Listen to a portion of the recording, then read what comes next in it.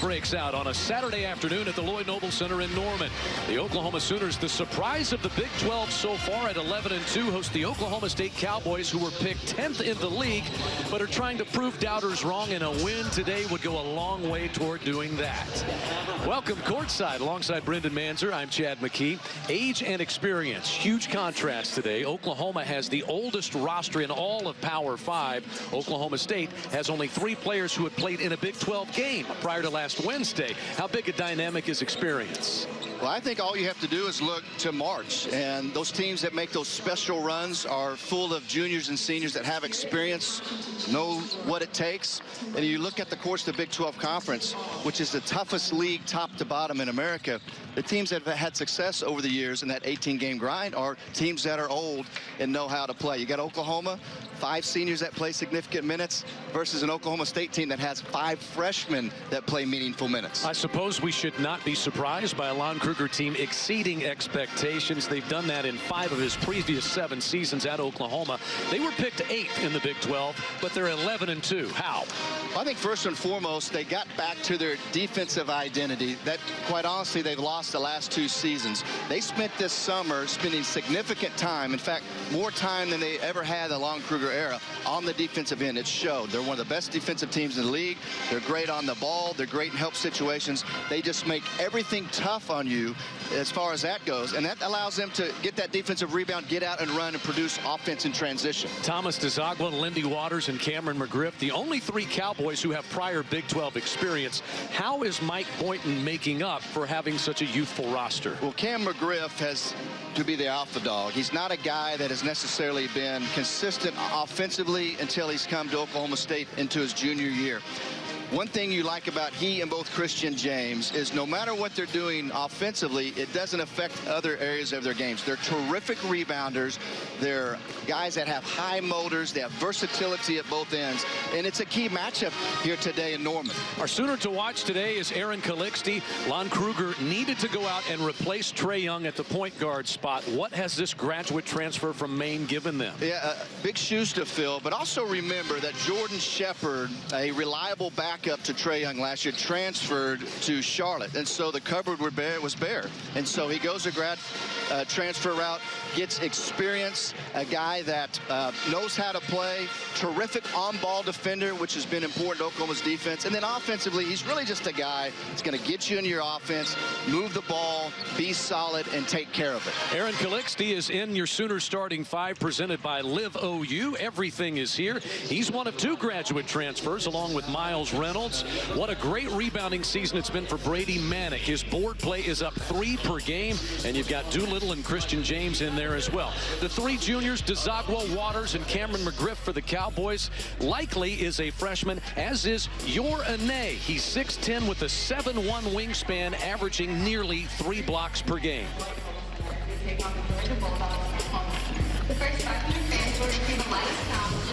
And Lon Kruger is going with the no-tie look and the Jordan shoes today. Laid back and ready in his 8th season, and he was pleased. He's not a moral victories kind of a guy, Brendan, but you go to Kansas down 13 in the second half, you cut it to 4, and you gave yourself a chance despite 17 turnovers. Yeah, 17 turnovers, which allowed, particularly in the first half, for Kansas to turn those turnovers into points in transition, and it goes as quick in Allen Fieldhouse as it does any building in the country. Mike Boynton, his Cowboys lost their Big 12 debut against Iowa State in Stillwater, but they won 2 of 3 games in this rivalry a year ago when most people did not think they could. How do they carry some of those good feelings into the rivalry this year? Well, the only way that Mike Boynton and the Cowboys can is to lean on those 3 guys that have any Big 12 conference experience, and DeZagua, and in particular Cam McGriff and Lindy Waters. Those 2 guys have got to step up big because of their experience in this rivalry, but more importantly in Big 12 matchups. Keith Kimball, Paul Jansen, and Antonio Petty are the men in charge today. Yor Ane will jump center for Oklahoma State. And Christian Doolittle from just up the road, Edmond Memorial High School, the junior, jumps it up for the Sooners. Ready to go, Bedlam from the Lloyd Noble Center. And it's tapped out of bounds. They'll give the first possession to Oklahoma State. As they say, Doolittle touched it last. And with the injury, Jermaine McNeese, who is available today, Oklahoma has been going small.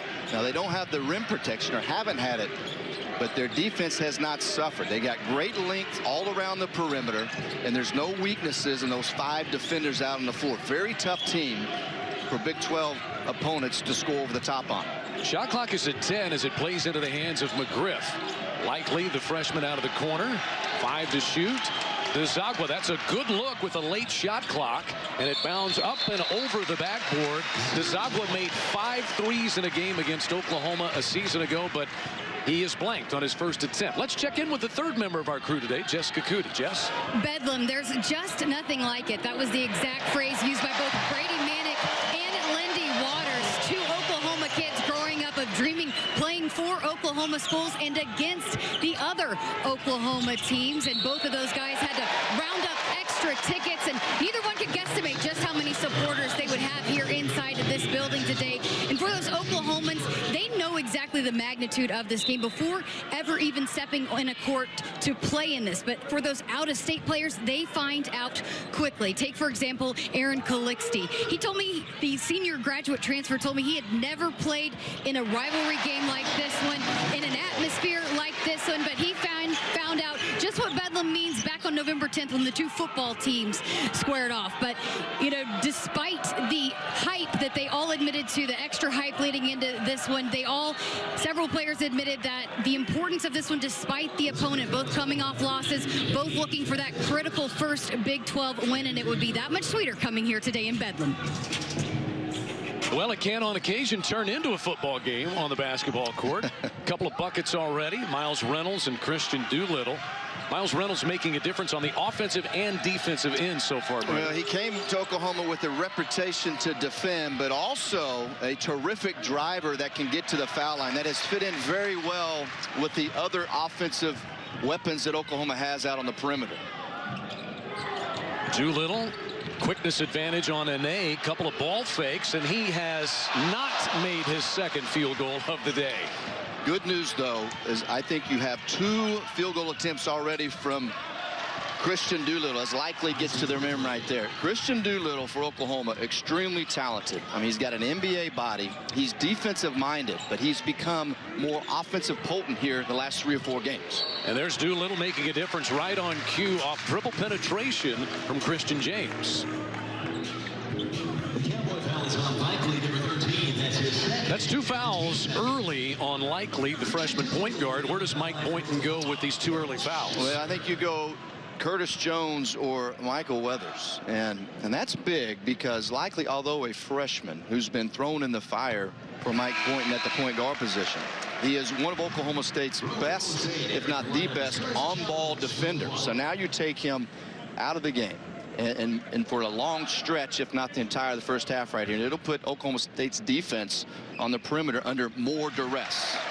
4 points for Christian Doolittle. Let's jump into Brendan's Keys, presented by Riverwind, the place to be. What do you have for us, Brendan? Well, I think for Oklahoma, they've got to attack the paint, and whether that's offensive glass or penetration, getting to the heart of Oklahoma State's defense, and then minimize the Cowboys' threes. Oklahoma State, the leading percentage shooting team in the Big 12 from long range, and they rely on that heavily offensively because they don't have a potent offense or a go-to guy. James shut down on the baseline. Reynolds triggers.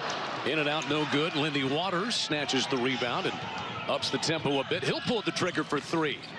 Cowboys 0 for 2 from downtown early in this one. Miles Reynolds has the rebound. And you and I just mentioned for Oklahoma, Christian Doolittle being more assertive offensively, but so too has Lindy Waters. He has really looked for his shot the last couple of ball games for the Cowboys. Calixte with a great find in Manick on the baseline. It will produce a pair of free throws for the Sooner sophomore.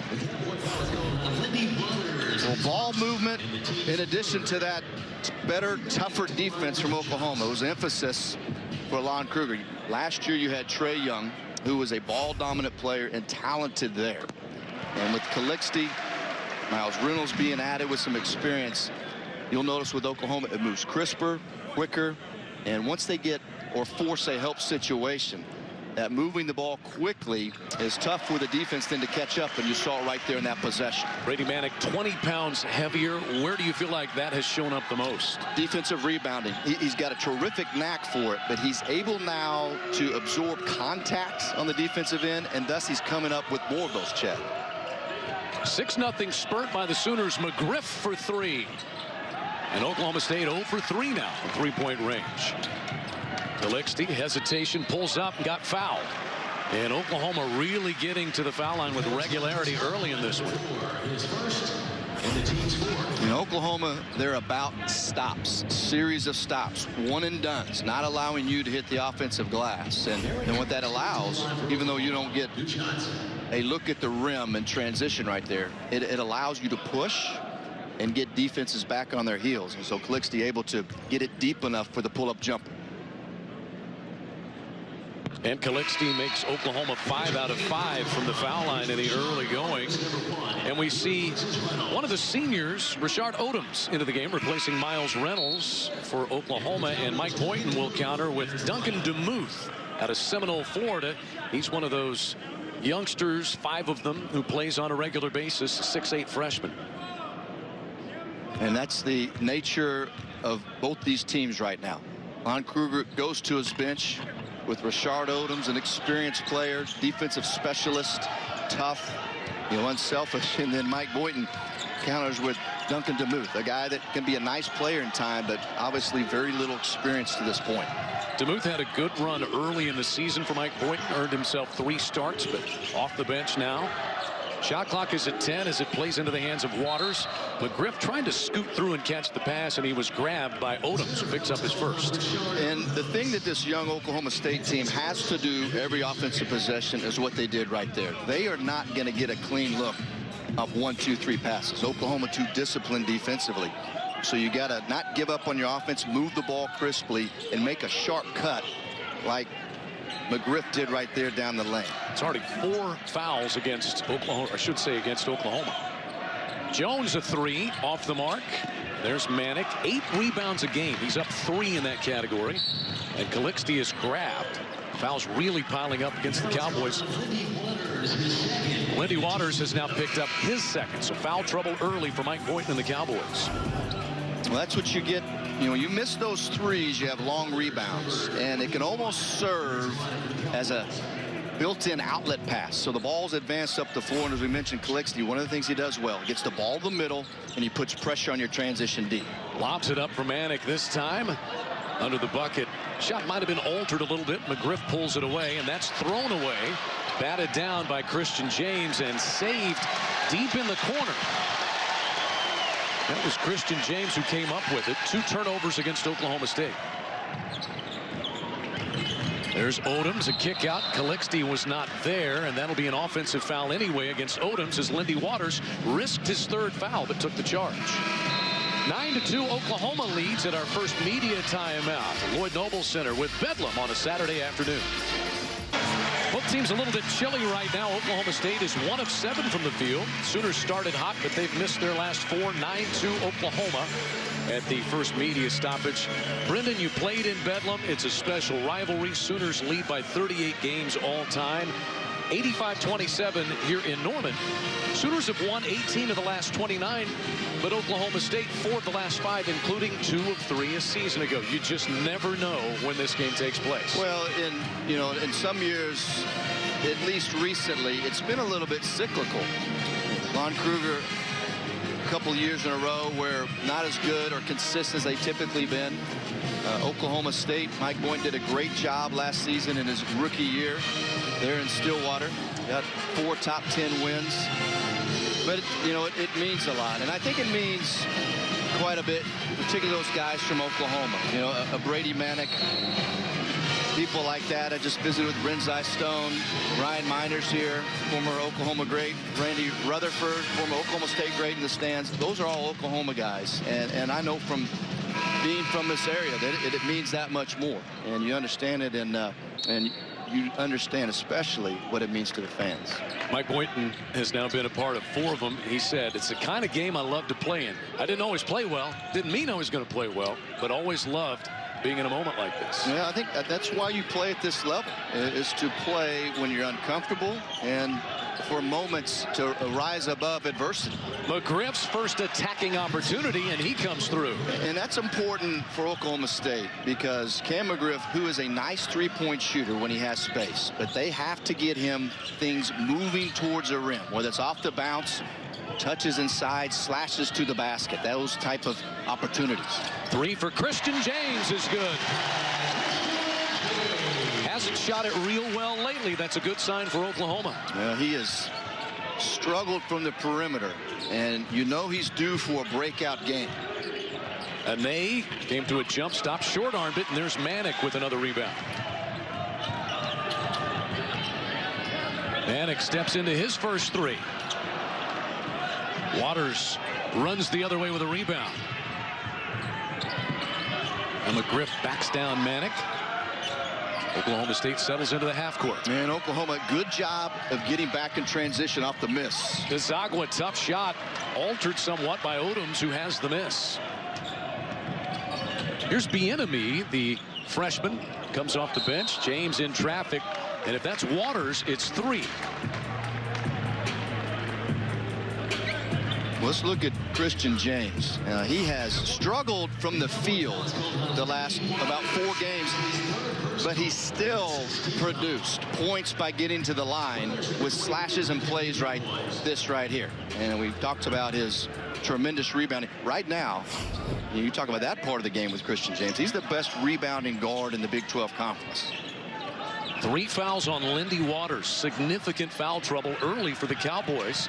Matt Freeman, and Ane impacts that one. The rebound is taken away by Weathers. Weathers, good dribble penetration, point guard. Ane runs into James. And a foul call on the rebound as Manick came up with it.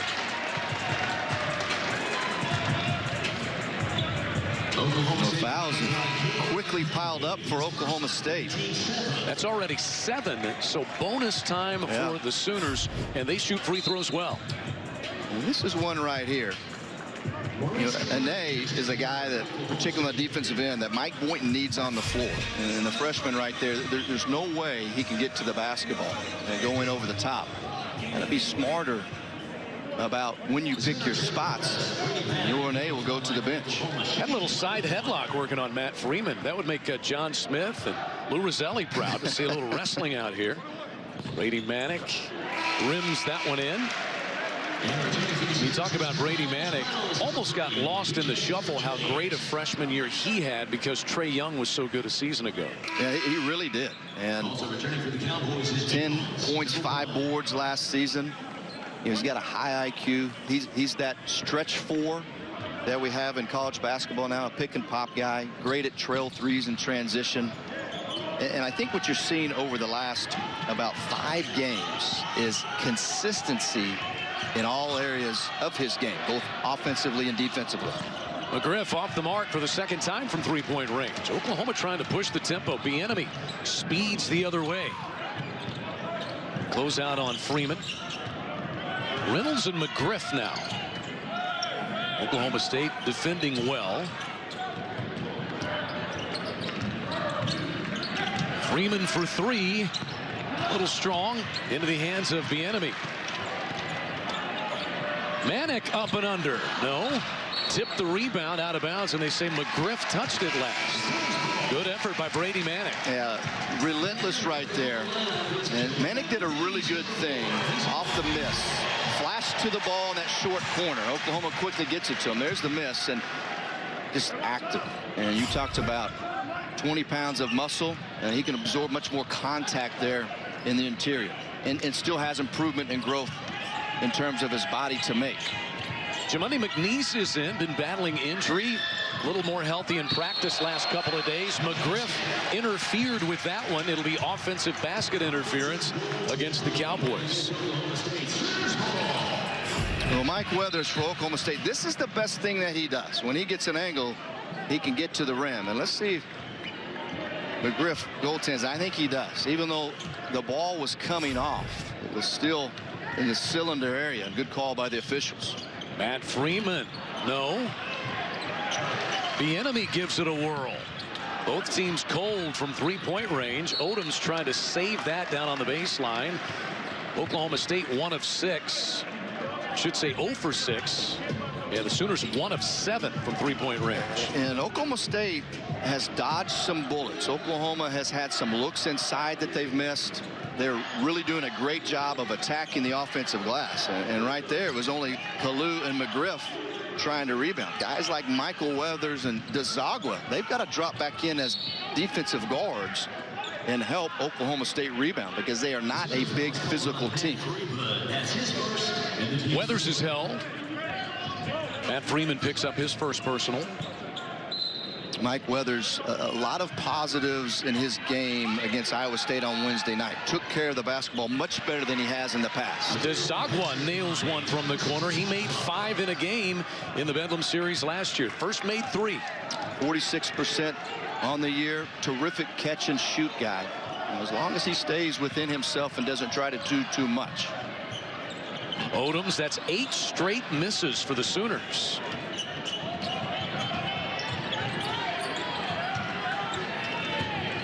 DeZagua trying to get Freeman off his feet.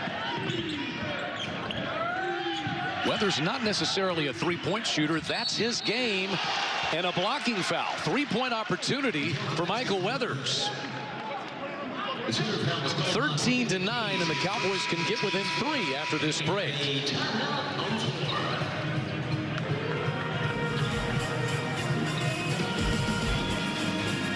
Thanks to our cornerstone television partners, OU Medicine, Anheuser-Busch, OU Extended Campus, and our community partners, Landers Auto Group, Devon Energy, Coca-Cola, and OU Medicine.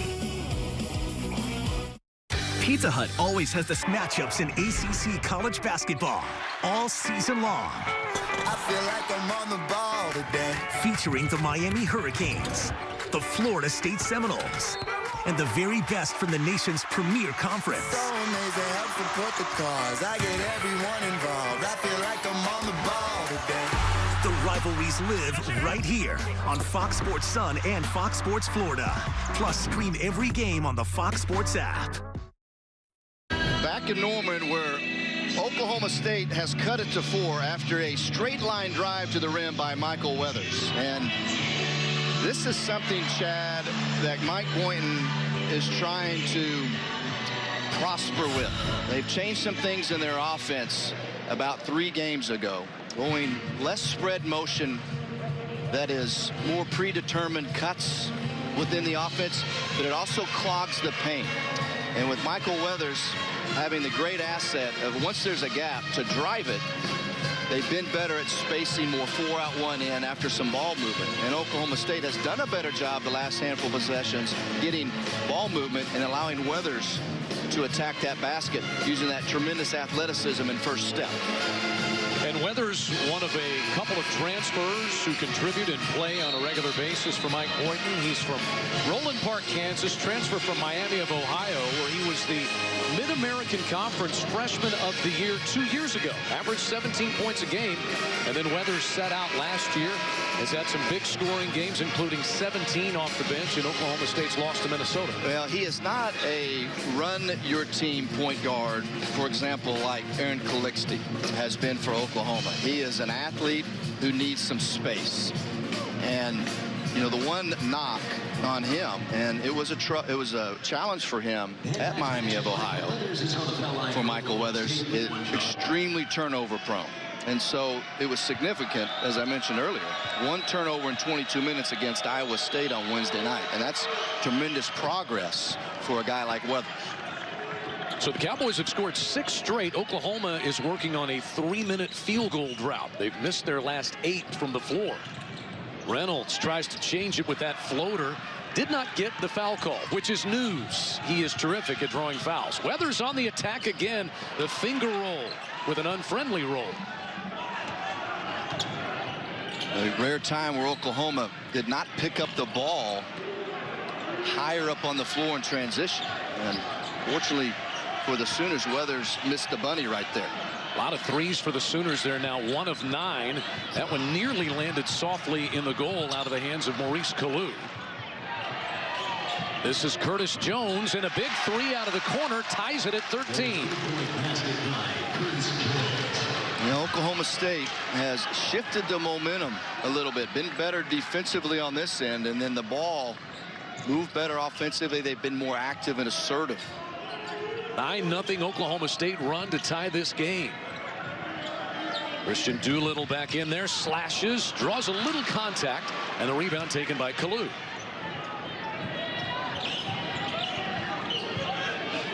Curtis Jones made that three a moment ago, a shot he can knock down. Oklahoma State going to be patient.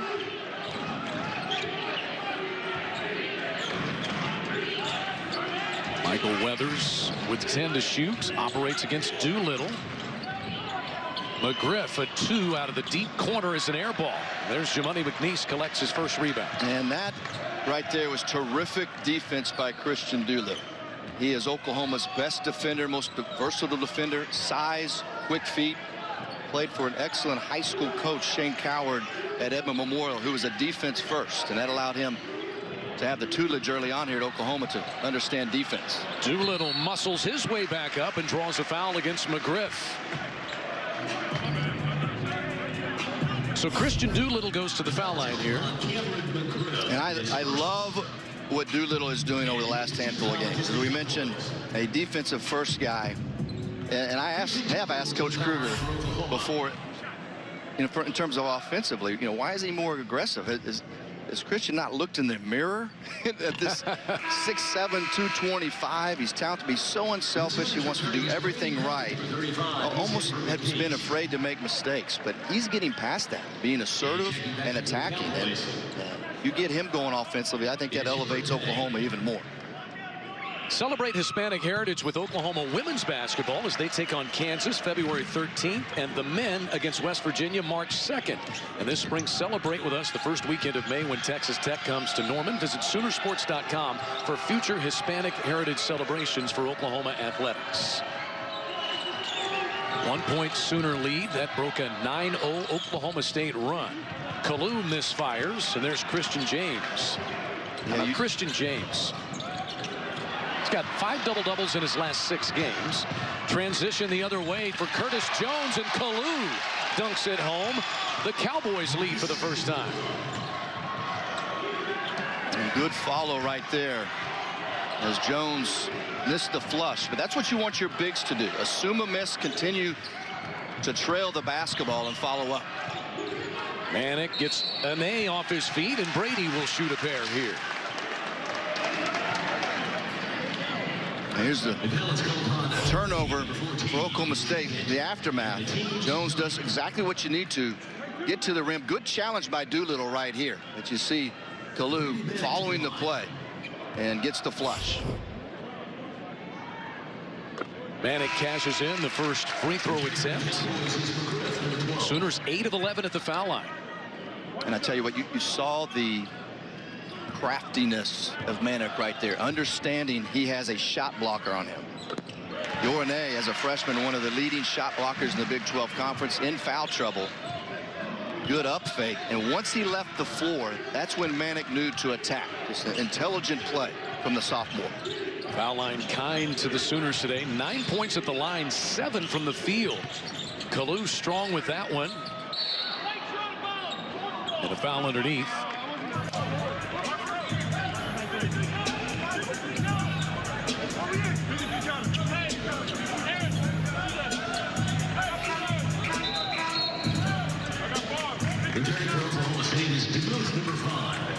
Well, Dylan DeMuth is back in. Duncan DeMuth is back in for Oklahoma State. Last couple possessions in the half court. Oklahoma State has let the ball stick. Oklahoma so good on the ball, defending at all spots. You have to get some movement and get them to shift, and that's the only way you can get the necessary gaps to drive. Calixte hangs right with Weathers. Jones pulls the trigger from 3. And a battle for the rebound. McGriff and Reynolds get into it. And McGriff just trying to grab the ball and walk away. And now McGriff trying to get his teammates out of the scrum. Well, this is a guy with a high motor, and you're going to see McGriff try to run it down. on this right side along with Reynolds. Just a tough play right there. And they'll go take a look at it. But that's just, to me, two guys being aggressive trying to get it. They walked away. No real contact. Maybe a little flail of the arm from McGriff there, but when you're tied up and you're broken up, arms will flail. Yeah, and it's a natural reaction because until the official blows the whistle, you're trying to rip it out of each other's hands, and that's what coaches teach. Just intensity right there from both guys, and you'd expect that, especially today. Paul Jansen and Antonio Petty over there looking at the monitor courtside. We'll look at it one more time.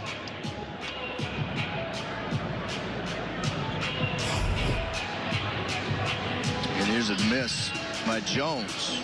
And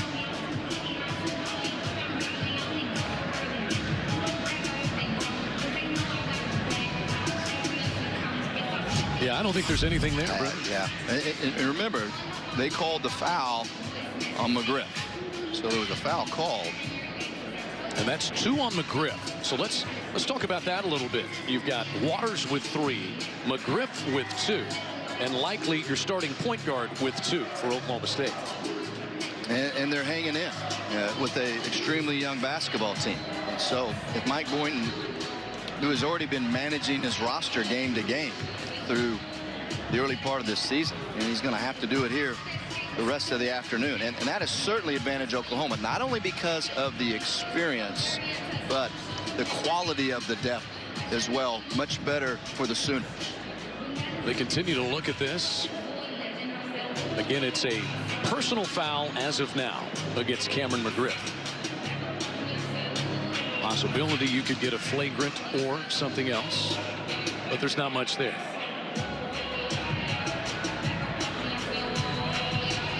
This stuff takes, I'm just going to be honest, it just takes too long. I mean, and it's not the officials' fault. It's by rule.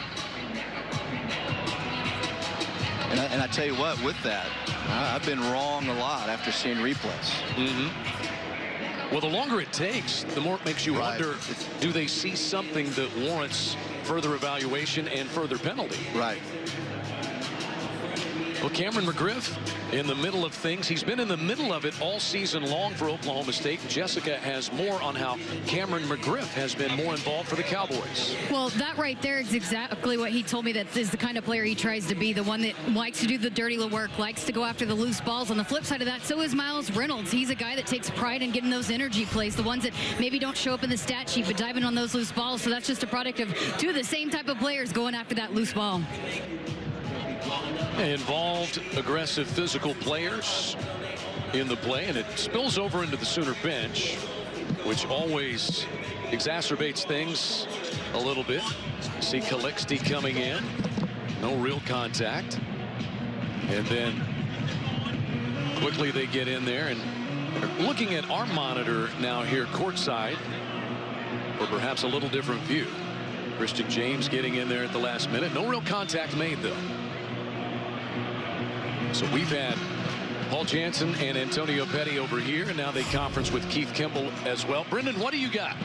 Tell us. What are they talking about? What are they looking at? Jerry Seinfeld, what do you say? I got nothing? I got nothing. Well, they went through it, and they wanted our truck to continue to go through the entire play. And all I heard up to this point, Paul Jansen kept saying, I see nothing, I see nothing, I see nothing. So we'll see if they see nothing. But the longer it goes, the more you think they saw something. And we're working on a delay now of probably 5 minutes. And Keith Kimball comes over to give Brendan the explanation. You see Antonio Petty talking with Lon Kruger. Paul Jansen making his way toward the Oklahoma State side with Mike Boynton. Okay, what do you have? Well, they've got something. What do they have? So they called the common foul on Cam McGriff, 12 for Oklahoma State. And then they're going to call a dead ball technical foul on Miles Reynolds, number 3. Okay. As they came into the aftermath. I guess they felt like he put his hands on an Oklahoma State player. So what they'll do first is they're going to shoot the common foul with Miles Reynolds. Well, this is a double bonus situation. That is 10 team fouls against Oklahoma State. So Reynolds will shoot 2. And then you'll have the dead ball contact technical shot by whoever Mike Boynton chooses.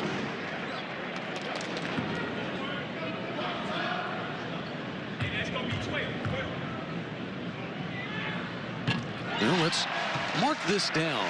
8:19 left first half, and the score. You never know what kind of momentum switches we might have after a situation like this. Yeah, and again, you know, and Miles Reynolds comes over and is talking to Keith Kimball, the lead official. You know, he's asking, what did I do? And I mean, I didn't see anything. I thought it was an aggressive play by both guys. There was a little bit of a scuffle. Nothing. Everybody showed maturity, walked away. It wasn't a big deal. And it's Oklahoma State basketball. Out of all of that, it results in 2 Miles Reynolds free throws and 1 for Cameron McGriff. And I told you, the last couple of years, I've been wrong a lot on those replays with officials going to the monitor. Sooners have numbers 2-on-1. Calixte feeds Reynolds, and DeZagua fouls him. A pair of free throws for Miles Reynolds, who is as good as anybody in the Big 12 at getting himself to the free throw line. He got to the line 6 times a game while a junior last year at Pacific. But, you know, you and I have seen Oklahoma a lot this year. What we wondered was, could it translate at the Power 5 level? More physical, stronger perimeter players. Officiating allows you to play a little more physical. It's just harder to turn the corner when you have the kind of athletes at Power 5 conference. But he has adjusted, gets there 6 times a game. And like we said earlier, it's a terrific dynamic for Oklahoma when you've got shooters and guys that can go make plays. And then here you mix in somebody that sees a seam, puts his head down, and has the ability to draw contact. And that's 2 fouls on DeZagua. He becomes the 4th Cowboy with at least 2 fouls. And a reach in there against Miles Reynolds. We had to break.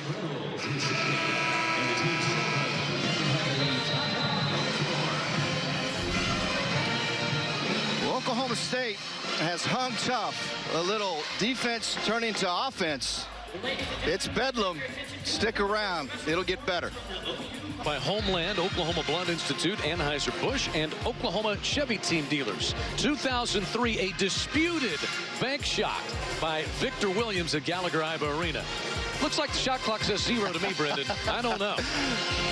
That was the best 48-46 game I've ever seen in my life. I was there. It was a tenacious fist fight. and tough. And there's Kevin Book out. He and Hollis Price, as the Sooners got revenge in 2003, was a year removed from Oklahoma going to the Final Four. And then the following year, Oklahoma State would go to the Final Four.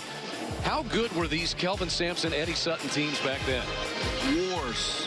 I mean, flat out wars. Toughness, defense first. A lot of great players, great moments. And in fact, I did a Houston game in Stillwater recently, and the night before had an awesome conversation with Coach Sampson. We were catching up. We're talking about the Oklahoma State-Oklahoma rivalry in those days. Eddie Sutton, Kelvin Sampson, the respect, the want to beat one another's brains out. We also, I'll tell you what else, we also got in a great conversation about how good was the Big 12 South back then. You had Bobby Knight at Tech, of course, Coach Sampson, Coach Sutton here in Oklahoma. You had Rick Barnes and all those big-time talented teams at Texas. The latter part of that, remember Billy Clyde Gillespie at Texas A&M reviving that program, while Kansas in the North is playing each of those teams once a year and playing Colorado and Nebraska 4 times. Those were great, great days. It'd be wonderful to get it back to that, both in Stillwater and Norman again. 4 attempts and finally a Christian James field goal for the Sooners. That's their first field goal in over 7 minutes. And Michael Weathers getting to the rim, but once again, missing a bunny. And late in the game against Iowa State, Weathers missed 2 close ones. One time would have cut it to a 2-possession game. One of those would have been a one-possession game where he's gotten to the rim and has been unable to finish. And as Mike Boynton told you and I before this game, you only get a few of those during a game, period, in a Big 12 conference. He said their shot tracker had him 8 for 24 on layups against Iowa State. And as you said, he had a smile on his face, but he wasn't wearing one on Wednesday night. As McGriff misses, Christian James hesitates. Sooners 1 of 15 field goal drought. Still they lead by 3. And that's off of Manick out of bounds. Oklahoma has continued to lead this game because they've gotten to the foul line. 12 out of 16 from there. And Oklahoma 1 of 10 from 3. Oklahoma State now 2 of 11 from three-point range. And I think the difference between the two is Oklahoma's shown the ability to win games when they don't shoot well. Oklahoma State's young team, not as much. Over the top, Kalu able to get free inside. They may need his offense today. Mike Boynton is really trying to find him minutes. And a guy that's really talented, still has a lot to learn, particularly on the defensive end. He said he's going to try to get him a lot of run today. And with Oklahoma State's foul trouble, he's definitely going to get that chance. Soft Christian Doolittle. Now, I love that right there. And what you're seeing from Doolittle is away from the ball when there's penetration. He is flashing to gaps or places open like he did right there. Wiggling free, Weathers can't land it. Doolittle has a rebound and a foul. So Christian Doolittle's going to go to the free throw line. Let's talk a little bit more about him, because this is a guy who had a great freshman year. Last year struggled with injury and had not had a double-digit scoring game since his freshman year of 2 years ago. But the last 3 games, 13 points, 7 rebounds a game, and he's shooting 51% from the field. What's clicked for him over the last 3 games for the Sooners? I just think that he's decided that it's okay to go make plays. You know, Lon Kruger has always encouraged him to be assertive. He's talented. He's about doing the right thing, so you trust him. And Oklahoma would, like to be able to say, hey, Christian, that's not a good shot, versus you need to look to score more. And sometimes it takes guys a while, but he is certainly talented and has the ability to produce like that every night. And a timeout taken here by Mike Boynton as it's starting to get away from Oklahoma State just a little bit. Oklahoma able to get to the free throw line 18 times in this first half. An experienced team shoots it well from the foul line. Nothing else is really falling for either team except the Sooners at the foul line today. Well, even though Oklahoma has taken 10 three-point shots, I think that you could look through the first part of this game and you couldn't criticize that they were bad threes. And they've looked to drive the ball. And when they've had good ball movement in the half court, which was really good early on, they've attacked those seams and gotten to the foul line. Oklahoma State, they've been getting near the rim. Michael Weathers has essentially done it at will with the spacing that Oklahoma State is now utilizing.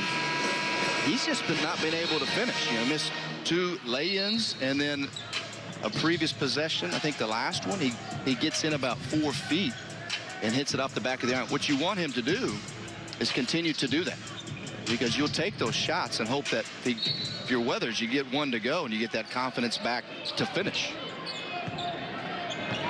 So out of the timeout, remember, significant foul trouble for Oklahoma State, including 3 for Lindy Waters, and there's Bieniemy picking up a cheap one, trying to cut off Weathers. That's 9 fouls against the Sooners, so the 1-and-1 here for Weathers.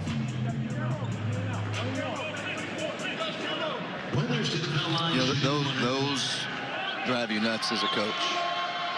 You foul a guy 35 feet from the basket. Weathers not going to hurt you out there. And let's say that Bieniemy doesn't foul. With the way that Weathers utilized that first step and get around you, he gets around you that high up the floor, then all of a sudden you have 5-on-4. And with a little bit of ball movement, Oklahoma State then has an easy look.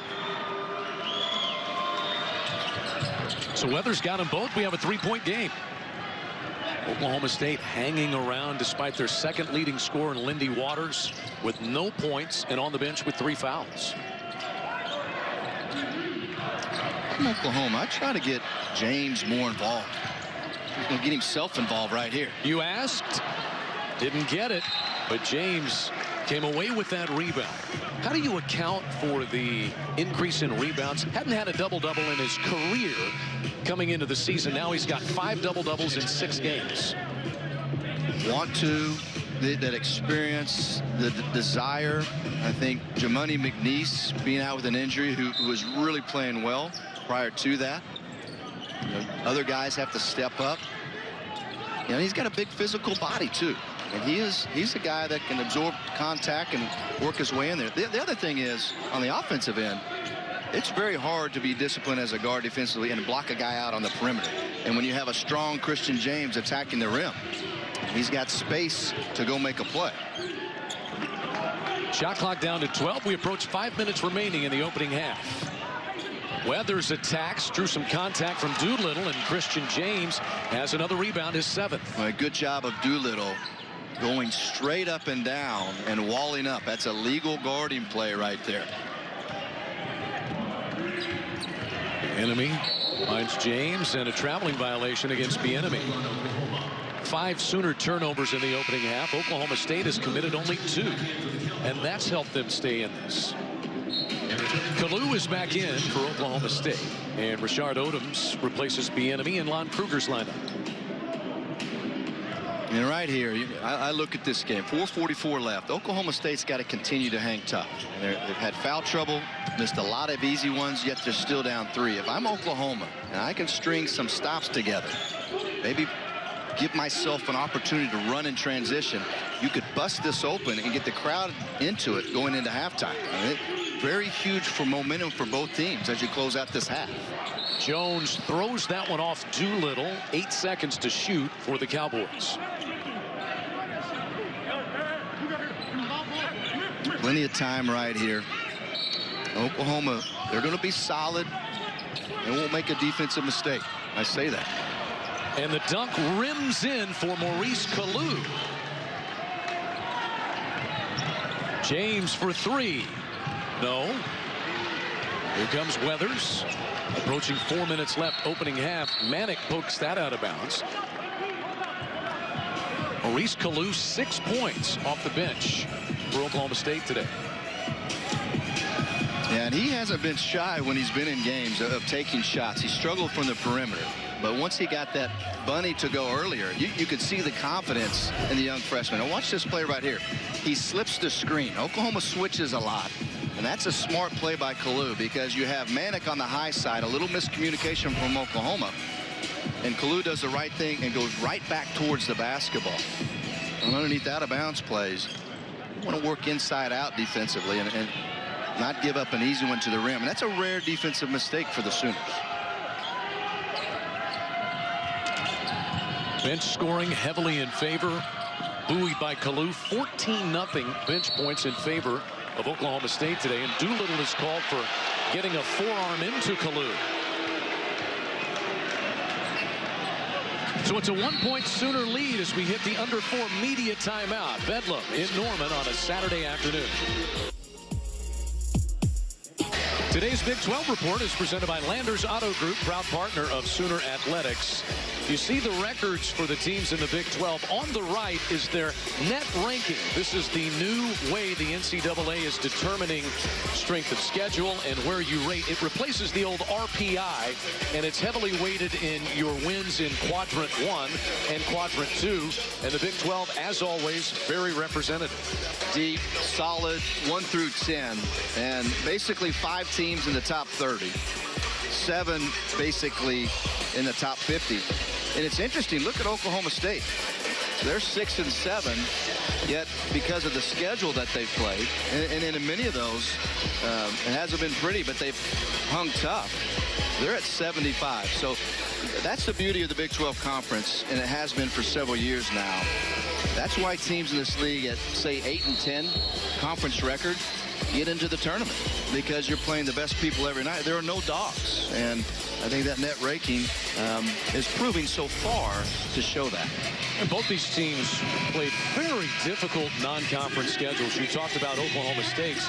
The Sooners' schedule is rated number 2 by that very same metric we just spoke about. Oklahoma played 10 of 13 games away from the Lloyd Noble Center to start the season. Talking about wins over Florida, beat Notre Dame at Madison Square Garden, beat USC in Tulsa, Wichita State, and a big overtime win over Northwestern as well on the road. Well, that's the point, right? To get ready for this, what comes at the beginning of January. And I think you're seeing most of the Big 12 doing that now, bolstering their strength of schedule. Best way to do it is go away from being comfortable at home and playing quality people. Jessica was over there listening in on that last huddle. Don't think Lon Kruger liked that last foul call, and here comes another one. Jess, what'd you find out? Yeah, Lon Kruger spent a good chunk of that timeout trying to get an explanation, disagreeing with that foul call on Christian Doolittle down here on the defensive end, saying that you can have the arm, the defender can have the arm on the offensive player, and so the referee explained you just can't extend it. So even still just was not happy with that foul call, saying that that's everything that we teach our guys is playing down here on defense, but again stressing the defensive effort down here to close out this stretch. Yeah, it's Jessica's right. It's an arm bar and not laying your hand on the hip, and you know, it didn't look like much to me either, but they've been consistent at both ends of the floor, and really ultimately, if you're Mike Boynton and Lon Kruger, that's what you want, and then the players have to adjust to that. Doolittle chases that down, but throws it toward Rashard Odoms, and he converts. Nothing has been easy, and then McGriff steps over the baseline, throwing the ball in, and turns it over.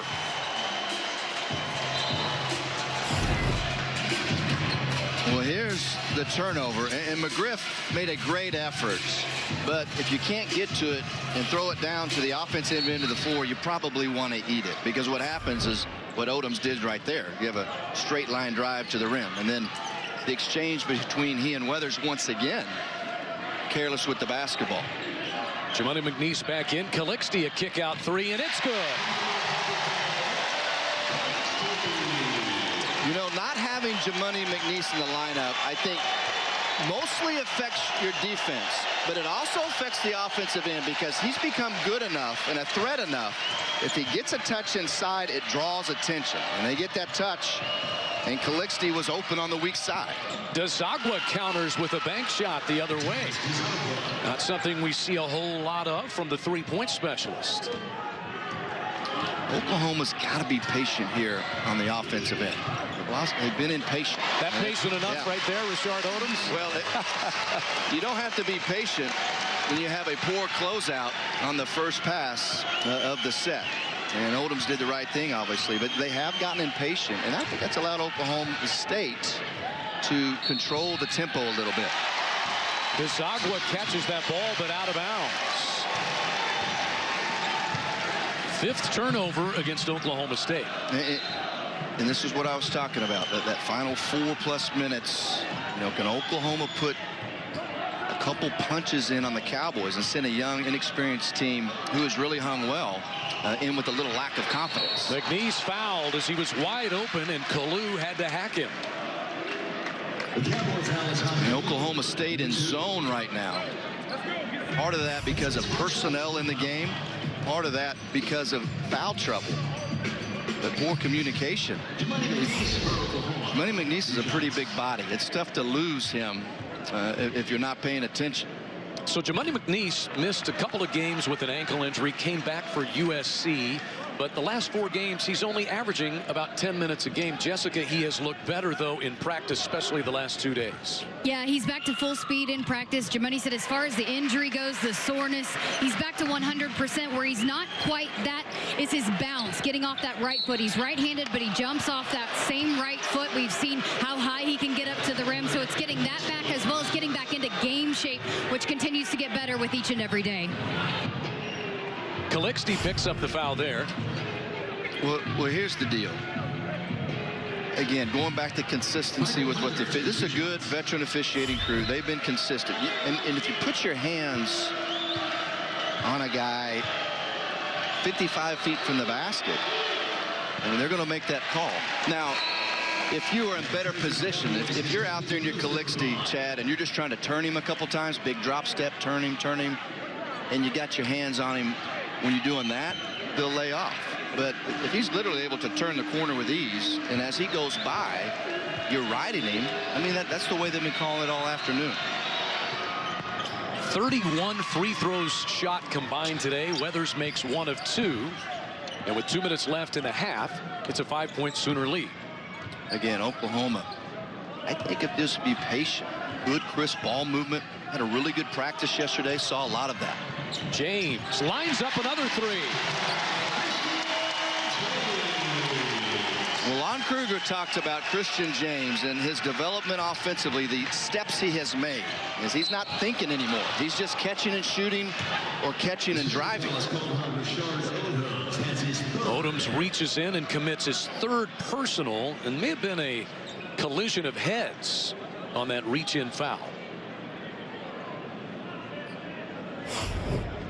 And as Odoms gets up, here's the ball reversal from Odoms. And McGriff has got to anticipate that, come up the floor and show until DeZagua can get over. But a quick catch and shoot in rhythm from Christian James.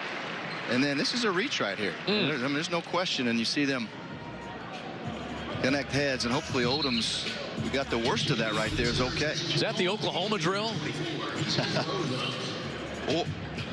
or the Mr. Iba drill. It was one similar that Mr. Iba had.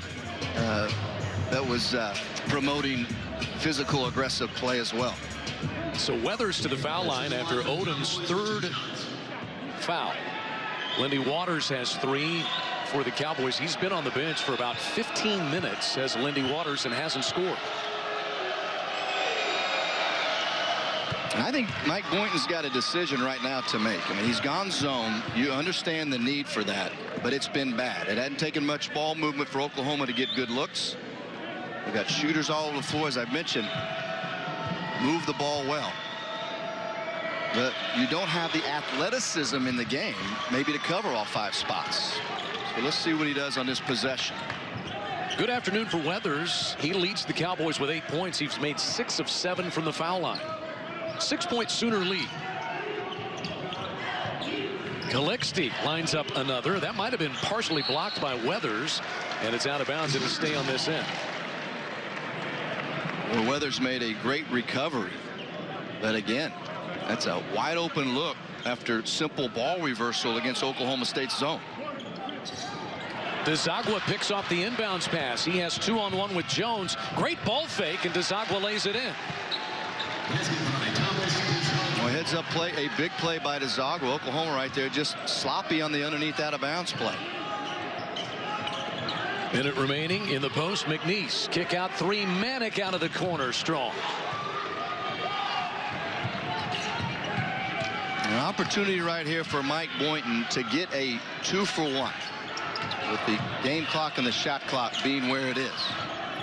DeZagua launches in and out. McGriff got a piece of it. Chased down by Jones. Jones attacks, runs into Manick. Offensive foul. Brady Manick takes the charge. The charging foul is called against Chris Jones of Oklahoma State. His first foul.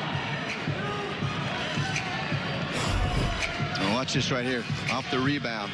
Manick, a great job. You see he's well outside the restricted arc area. Tell you what, so many guys today can't come set when the help comes over. Or jump stop. I know it's hard to stand in there. It's not cool to say jump stop, so I've started saying come set. But, you know, Jones, who elevates well in his jumper, why not shoot a 10-foot baby jumper right there, or look to drive and kick? But a great defensive play by a high-Q defender in Brady Manick. And a timeout taken here. 36.7 left in the opening half. Oklahoma has led by as many as 9. Oklahoma State charged back and took a 1-point lead. It's a 4-point Sooner lead approaching halftime. I think that both coaches going into halftime can look at all the opportunities missed. I think Oklahoma got stagnant during the middle part of the first half offensively.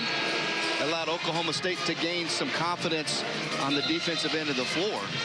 And then look at all the bunnies, especially from Michael Weathers, that Oklahoma State has missed inside when they've gotten into the heart of the Oklahoma defense. Most of that happened when Jamuni McNeese is out of the game, because he is the only true rim protector that Oklahoma has right now. So it makes it easier to get to the rim.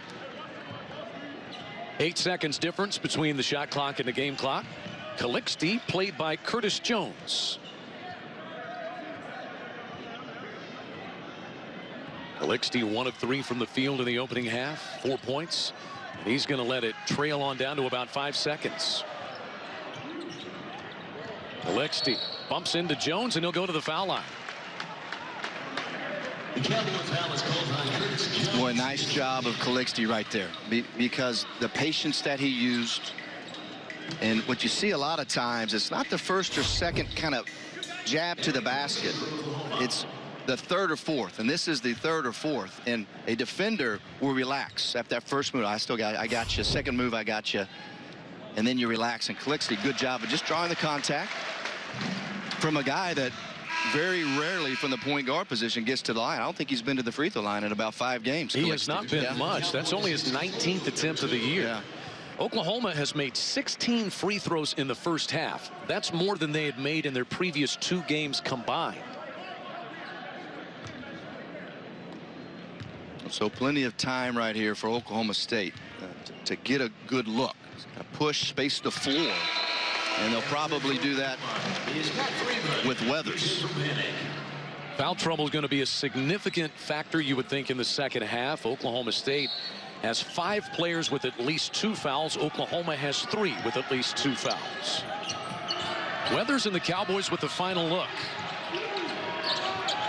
DeZagua heaves it up at the horn, no good. A physical first half at the Lloyd Noble Center. Weathers talking with referee Paul Jansen, thought there was a foul on that last play. It's a 6-point Sooner lead at the break. Well, I think if you're Oklahoma State, having Lindy Waters sit for much of the half, I mean, that's a positive. They'll be able to play the second half. But Oklahoma, enough offense, enough stops, better runs to extend this 6-point lead, which in a game like this, I mean, that's almost comfortable. It was a 9-point lead for the Sooners at one stage. Cowboys rallied to lead by 1, but it's the Sooners by 6 at the break here in Norman.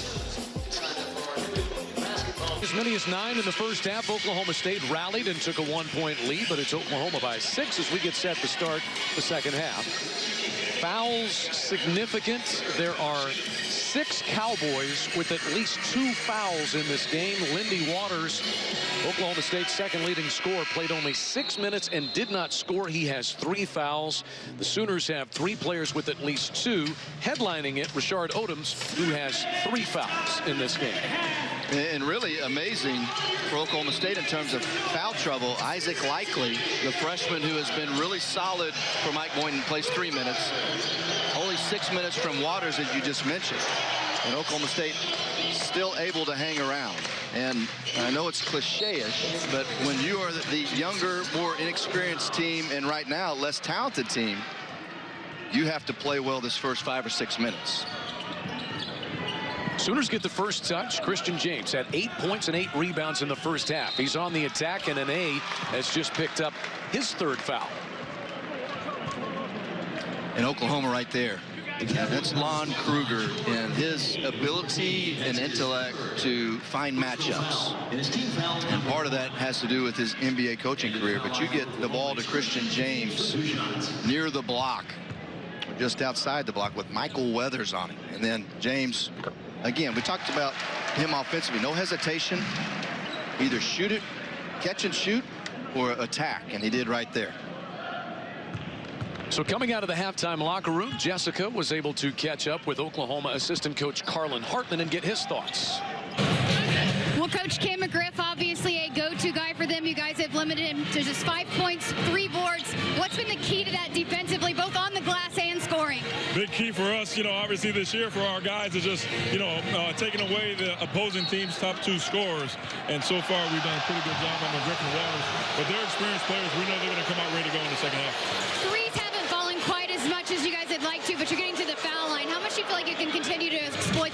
trouble? Well, I mean, I think one of the strengths of our team is our ability to drive the basketball, drive, kick, play off of each other. And, we've been doing a good job of that all year. Threes will eventually fall, and our guys will know the right times, when to drive and kick, and we'll start knocking them down. Finally, Coach, 27 fouls between the two teams, calling it a little tight. How does that affect the game plan or change the game plan, if any? It slowed the first half down quite a bit, so hopefully we get a little bit more of a flow. Both teams probably want to get a little bit more of a flow, so we got to do a better job of not fouling out front when we're guarding the basketball, keep our hands back, slide our feet, and I think we'll do that right now. Appreciate it, Coach. Thank you. Jack. All right, thank you, Jessica, and thanks to Coach Carlin Hartman. Brady Manick's first 3 of the game has given Oklahoma its largest lead at 10 coming out of the halftime locker room. And Lindy Waters will check back in. I think Mike Boynton went into this half hoping to buy a little more time with those 3 fouls in Waters. And he's got to give them solid defensive minutes, but he's got to defend without fouling. He is as important a guy, most versatile guy for Oklahoma State offensively. Big 3 from Thomas DeZagua, his second of the day. One of the things that I think helps DeZagua as well with the spacing and not running the spread motion as much is you can get him off down screens coming up the floor. Good job right there of DeZagua in space setting his feet. Weathers inside, and Ney, he will go to the foul line. See Weathers right there. I think Mike Boynton is seeing him mature a little bit. Good drive. Doolittle, again, good defense right there. But that weak side guard for Oklahoma's got to recognize that and drop inside of Ney. They're late, and thus he gets to the foul line. So Reynolds joins Rashard Odoms as Sooners with 3 fouls. You're Ney to the foul line. Deft touch from the left-hander. He is missing the middle and index fingers on his right hand. Amazing story. Yeah, amazing. Happened as a young child. Unfortunately, had to do with the blender. Loses those 2 fingers, but it shows you what you can do. I mean, he says that's all I've ever known. Does a great job. He handled passes in traffic and going to be a really good player. A lot of upside with the Ney for Oklahoma State. Bodies diving in. Manick 3 out of the corner. Bounds to the floor, and Ney picks it away. Here comes Weathers. Weathers a step around, handoff, and it's slammed down by McGriff. Boy, Weathers terrific downhill right there. Did the right thing. That's a tough spot for Calixte to be back alone, basically on a 2-on-1 break, and Weathers sets McGriff up. 7-0 run. Once a 10-point Sooner lead. Manick tried to wiggle for some room on the baseline, and McGriff fouled him. That'll be 3 on McGriff. And he's the 3rd Cowboy with 3, joining Waters and Ney. So you have right now Oklahoma State's 2 most experienced, productive, consistent players right now in McGriff and Waters with those 3 fouls. 15 to shoot here for the Sooners. Doolittle to Calixte for 3. McGriff bounces high, grabs that rebound, his 4th. Oklahoma State going zone right there. Protect those 2 guys with 3. Zagua stripped by James. Christian James splits 2 defenders. McGriff went high and impacted it. Manick follows it up and in. Well, there's a product of 1+ years in the weight room for Manick. There's a bump. Waters should have picked up his 4th right there, but Manick fights through the contact and still finishes. Weathers can't answer. Doolittle rips it away.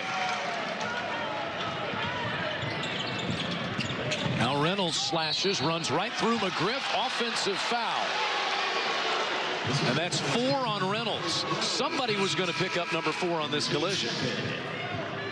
Hey, this is what you like about Reynolds. I mean, you think there's any hesitation? Boom. Catch, drive. And Cam McGriff leads Oklahoma State in taking charges with 13. Now watch this, boom, Waters right there. Officials did him a favor at Oklahoma State. Not calling that, but Manick didn't throw him off course. And as we said earlier, He's got a chance to continue to progress as a player, not only experience-wise, but physically, just a sophomore. How about a friendly wager between ourselves and Jessica? Who will be the first player to foul out today? I think I picked up 3 during halftime. There goes Weathers, wiped away by Doolittle, and off of Weathers, out of bounds. Well, Cameron or Christian Doolittle, watch this, gives ground, goes straight up. Doesn't initiate the contact. Smart to understand he has the size and strength advantage right there. Just an excellent defender for Oklahoma. Huge reason why Oklahoma has not missed Jimani McNeese all that much. Trying to chase it down over in the corner is Kalu, but he couldn't corral it. And we reach our first stoppage of half number 2. Oklahoma got out to a 10-point lead. Cameron McGriff and the Cowboys hanging around. Well, Michael Weathers producing offensively. He's missed some bunnies to the cup. This time hands it to McGriff. Oklahoma State hanging in there. For 2. Time for a look at the road ahead, presented by your Central Oklahoma Buick GMC dealers. We are professional grade.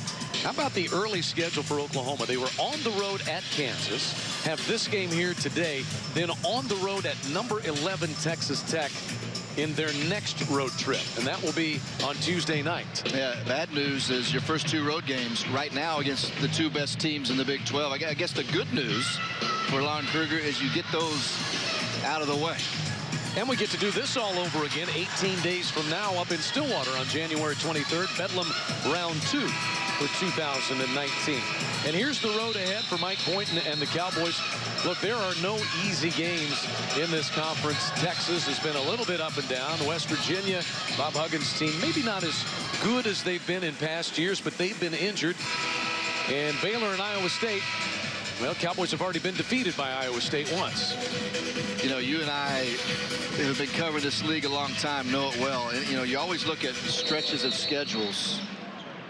And every time you do, you think, well, that's a tough stretch. But they're all tough. Exactly. Yeah, again, no dogs in this league. The bottom of the league, very strong. No gimmies. At Freeman, no.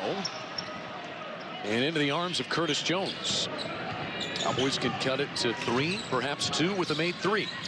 Freeman a good shooter, but I don't love that coming off the bench right in the game and taking a long one. Huge time for Lindy Waters' first basket of the game. He's been in foul trouble. Waters a 39% career 3-point shooter. Always takes good looks. They need him to be more aggressive and look for that spot up 3 more often. Doolittle backs down McGriff, who's battling foul trouble. That was tipped out by Matt Freeman. Doolittle again.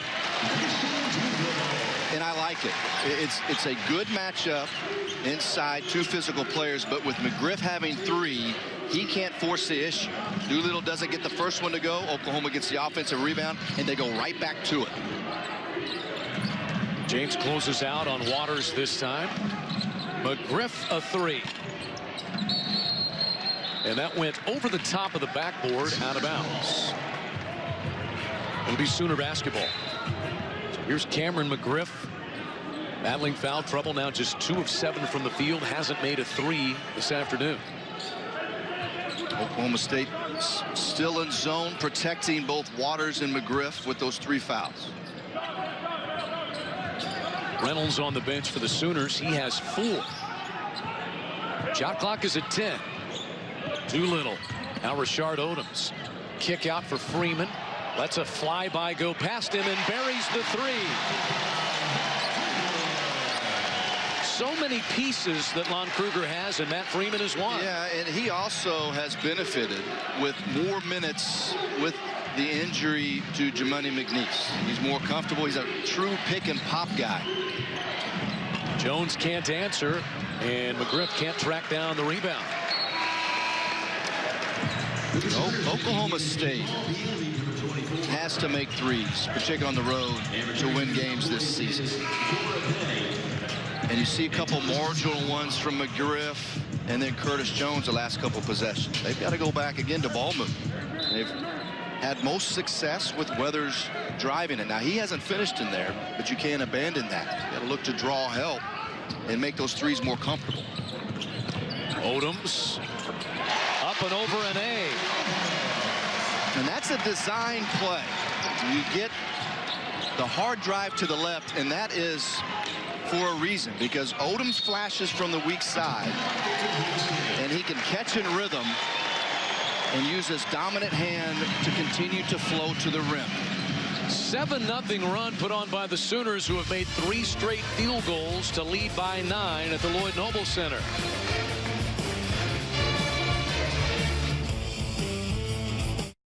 Right here on the last possession by Oklahoma, which gives them a 9-point lead. Look at Bieniemy, straight line drive, draws Ane over, and immediately looks weak to Odoms as he flashes from the weak side. And this is even more beneficial because as he goes to the rim against a great shot blocker in Ane, he's going to the left. And Odoms much stronger going to the left than he is to the right. And Oklahoma State makes a defensive mistake. Thomas DeZagua, worried about the three-point shooter, doesn't slide in and take away Odoms. And that allows that easy pass. So great offense against a defense that wasn't fundamentally sound. And it helps with a 7-0 run by the Sooners, who now lead by 9 as we welcome you back inside the Lloyd Noble Center. Lon Kruger, even with Jamuni McNeese injured, not playing a lot once again today. You think about all the different places he can go. We've seen Matt Freeman and Rashard Odoms, as well as Jamal Bieniemy off the bench in the second half alone. Well, one of the things, as you've watched Lon Kruger over the years, that he will do early in the season is he'll play a lot of guys, 10, 11, and sometimes that causes in games where they should run somebody out of the gym for them to hang around a little longer. But what he's doing is he's developing them over time to protect against injuries and such. And Ane dunks off a great feed from Lindy Waters. That's what Waters brings. You know, the shooting ability, the understanding of the offense, seeing things happen before they actually occur, and a nice little two-man play between he and Yorane.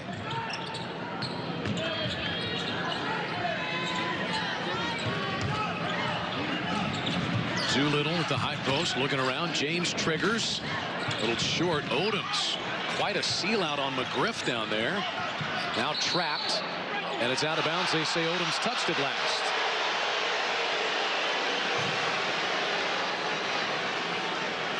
Well, Oklahoma State in this zone, it's difficult to block off. And Oklahoma seems to, on misses on their offensive end, be able to get hands to it. And there's Odoms just out hustling Oklahoma State. I don't know if we'll be able to see from this angle. Tough to tell if that went off Odoms' left foot or leg or not. 7-point advantage for the Sooners as Waters making a big difference coming off the bench after foul trouble in the first half. And that's a really good move because we've already bragged about how good a defender at his size Christian Doolittle is. Good defense, just an excellent offensive play from Waters. Back down to a 5-point game after the Sooners had extended it to 9 just moments ago. Shot clock at 8. James, this is a 2, and it's an air ball. The crowd got on him after a couple of those up at Allen Fieldhouse the other night. Oklahoma State, Lindy Waters providing the attack in the second half. Well, Oklahoma State only got 6 minutes out of Waters in the first half with those 3 fouls. There's a catch and shoot for 3 from Waters. And here's also Matt Freeman. Ball fake, straight up and down. A couple wide open threes made good. OU still by 6. 2019.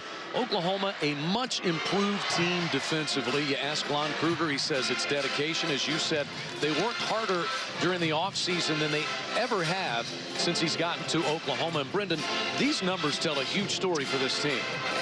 And field goal percentage defense, 3-point field goal percentage defense, those are more important stats than, say, what you give up in terms of points per game, because tempo can affect that. There's been a lot of bad teams that hold other teams to 70 points because they take the air of the ball. They've been consistently good. And the reason why is very good ball containment up front. Calixte, Christian Doolittle, Christian James has improved. And then on the back end, when you have a Christian Doolittle when he's there, or a healthy Jamani McNeese, you can protect the rim a little bit. The field goal percentage, D, has a lot to do with Oklahoma's length across the perimeter, where even though you feel you may have an open look as an offensive guy, their closeouts are so good because of that length, and then they can contest. Manick falls in that category. Rashard Odoms. There's length and strength out on the perimeter. Kansas shot 4 of 21 from three-point range the other night in Allen Fieldhouse against Oklahoma. That's Kansas's worst three-point shooting night at home in over 20 years. Eddie Waters has made a difference here in the second half. He launches a 2 and rinses home another one. You know, this is a big game to Lindy Waters. We talked about the importance when you're from the state, understanding and having a better feel for the rivalry. And then with Waters, you throw out that he is from Norman. And so a lot of familiarity with this Oklahoma program in other ways, too. And Jessica has more on the Norman native, Lindy Waters. Yes? Yeah, he said, you know, they say that you're supposed to hate OU if you go to OSU, but he said, I actually love playing Oklahoma. I love coming back here, coming back home, getting to play out and show out in front of my hometown crowd. But, you know, he said, obviously very familiar with this building and came to high school team camps here. But not only that, he grew up coming to powwows with his dad. He's very proud of his Native American heritage. And he says, you know, OU has a lot of Native American fan base. And so they always show such great support for me. So feels like home for him coming back here to the Lloyd Noble Center, even wearing orange. You know, and Oklahoma State fans might not want to hear this, but I can back that up. He was around a group of 5th and 6th graders in an Oklahoma State game recently, and a couple of the boys were Oklahoma fans. And some of those teammates who were Oklahoma State fans were jabbing him. And Lindy Waters says, don't hate. I don't hate. He goes, I'm from Norman.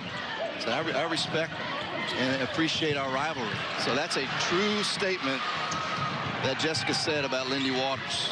And he has his team on an 8-0 run. Doolittle may have grazed that three-point try by DeZagua, and Ane touched it last. So how has Oklahoma State gotten back in this? They were down 9 just moments ago. Well, Waters, the offensive punch, the confidence that he has provided Oklahoma State here in the second half. And then until that contested 3 by DeZagua in transition, they've been getting things moving towards the rim. Doolittle somehow wormed that one up there. He'll shoot a pair.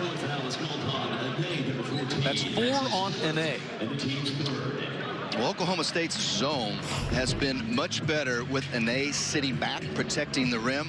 But I really like what Oklahoma has done with Doolittle. They continue to make that easy pass that's available to Doolittle at the heart of the defense. And then right there, that's a junior understanding. You got a guy that's made an impact on the defensive end in the second half. He's got 3 fouls. Let me see if I can get him his 4th. Those type of plays, those are veteran moves and things that only guys that have experience can understand during the game. 12 points and 5 rebounds for Doolittle today. Some shuffling of lineups. Jamani McNeese is set to return and will now for Oklahoma after the 2 free throws made by Doolittle, who gets a much-deserved breather. Well, what a huge impact he has made the last 4 games for Lon Kruger's team. 3-point Sooner lead.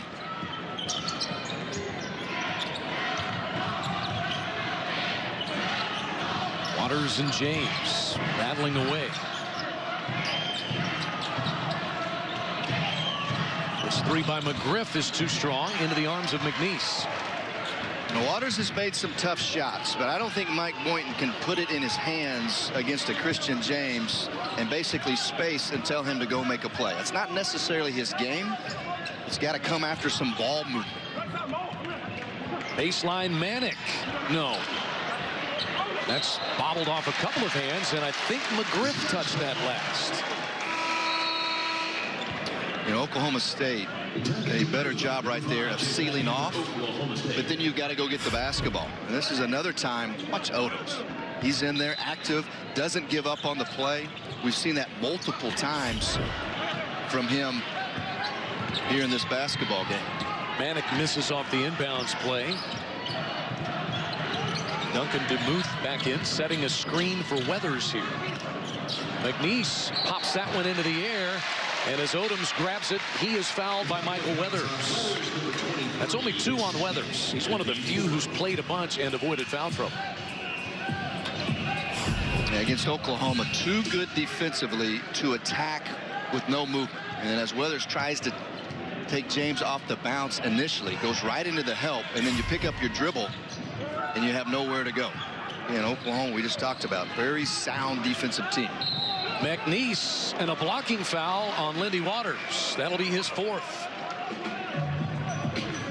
And that's big right here in terms for the Sooners. Get an A with 4, goes to the bench, and that's Waters for us. Let's take a look. See if he's still moving. And what happened right there, the reason Waters doesn't get that, he's not squared up to take the charge basically from the chest. McNeese, that's a big body, but he did a good job. Easy for us to say over here. Yeah, but he moved to the left just slightly. So Waters wasn't able to take it in terms of a situation where the officials felt like he would get the charge, but they had to call something. Sooners push Weathers all the way out to the half-court line, leaving Waters open. He can't make them pay. Kalu saves it, but Bieniemy picks it away. Manek stops and pops and is fouled. And looks like Desagua will get the whistle here. That's 3 on him.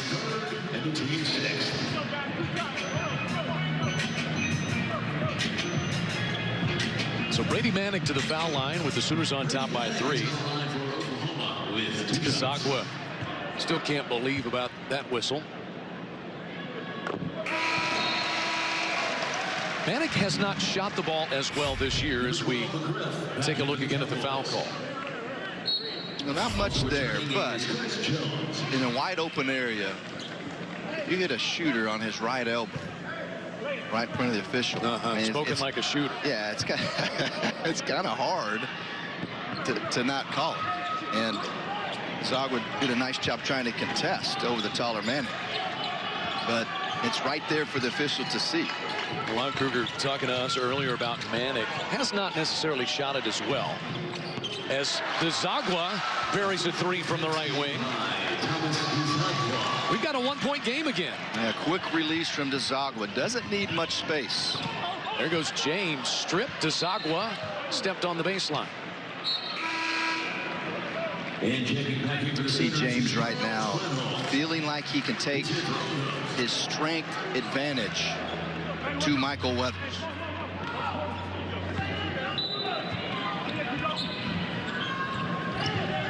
.20 to shoot for the Sooners off the inbound. 8:30 left in the second half. Manek. Reynolds back in now with his 4 fouls. McNeese has a height advantage. I don't know if he realizes it. Bieniemy's 3 is good. Well, nice job of Reynolds right there. Didn't over pursue against the zone. Just got to the heart of the defense. Nice drive and kick to Bieniemy. Bieniemy's first field goal. How about that? Triggers in a 1-point game. Weathers lost that going up.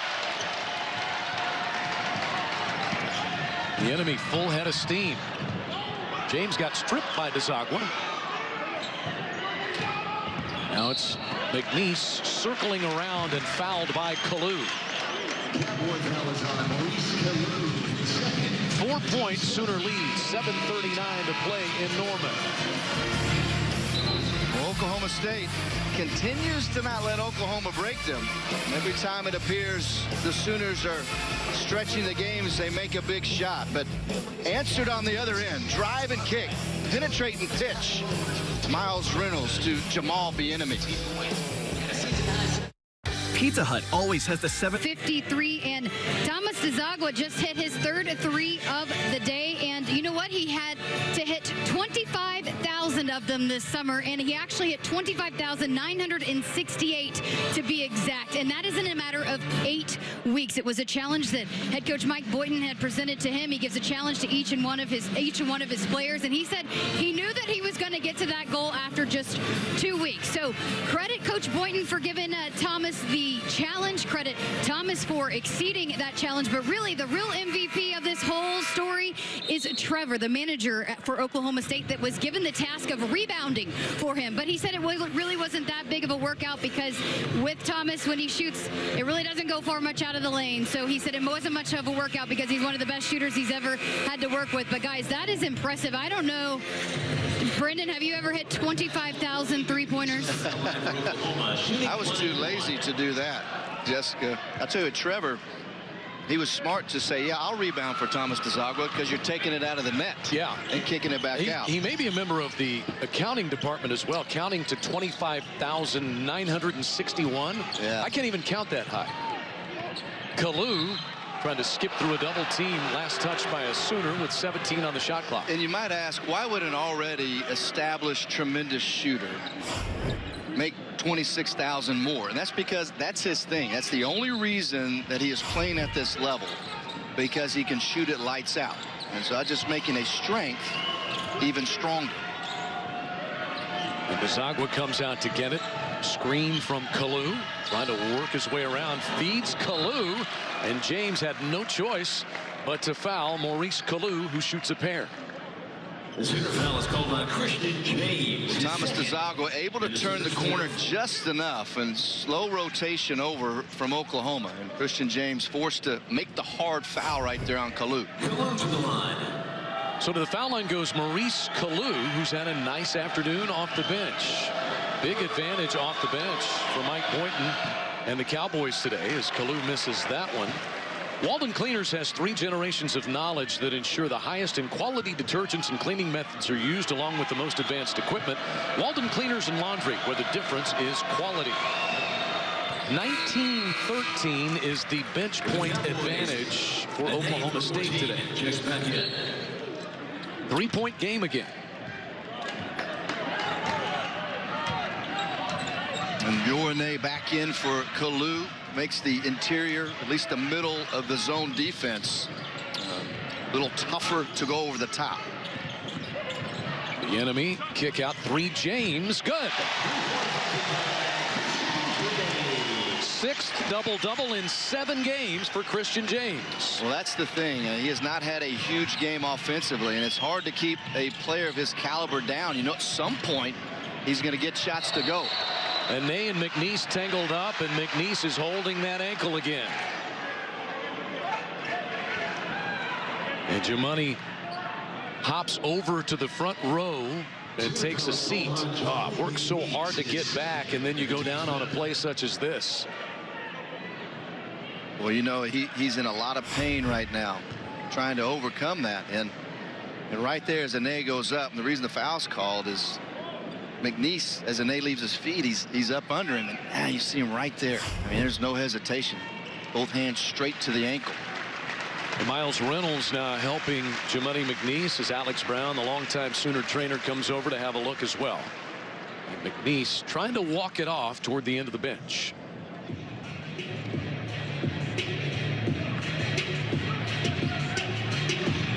Common foul is the call from Keith Kimball. Referee comes over to tell us. See Alex Brown and Jumani McNeese. They'll go to work on that tender ankle once again.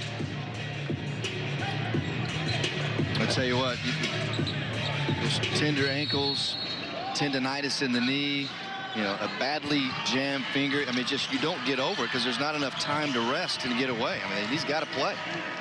He's going to have to continue to fight through the discomfort. And we hate to do that, but they need him for minutes as the Big 12 progresses. Weathers driving James to the bucket, and he banks it up and in.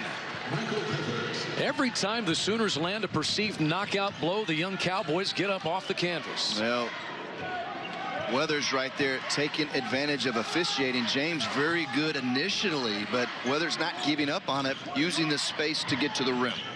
The enemy for 3. No. And DeZagua tips and takes the rebound.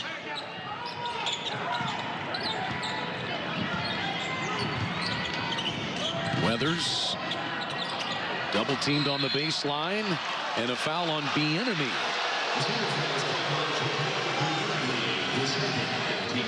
Yeah, I'm I'm not sure about this, but it was just kind of one of those deals. Bieniemy's trying not to foul, and he got his hand hooked in there, I think. Let's take a look. Here's Weathers.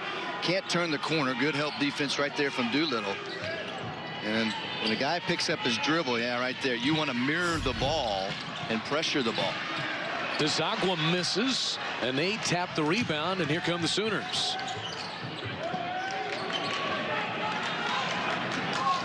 5.5 remaining. Tight ball game. Oklahoma just hasn't gotten that 10-2 type run to really separate themselves from Oklahoma State. Manick off the Bieniemy feed. Yeah, I think that's one of the underrated parts of Brady Manick's game. A big that can move without the ball. Defender loses sight of Manick, eyes solely focused on the ball, and the defender's back turn, you just cut back door. 13 points and 5 rebounds for Manick, but Weathers answers again. A tough move right there. See Weathers' confidence growing today. And that pass a little too sharp between Manick's hands, out of bounds. And one thing that Bieniemy has done is on makes by Oklahoma State, they've quickly got the ball in bounds and immediately are pushing the basketball. Missed opportunity there. Oklahoma State, of these two teams, as we sit here, Chad, no question, they are the more fatigued and tired team right now. 4:30 to play, shot clock at 15. Weathers probes again.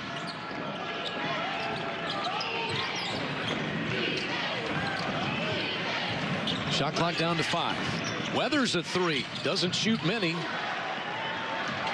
Here comes Bieniemy gliding the other way. Feeds Manick for the slam.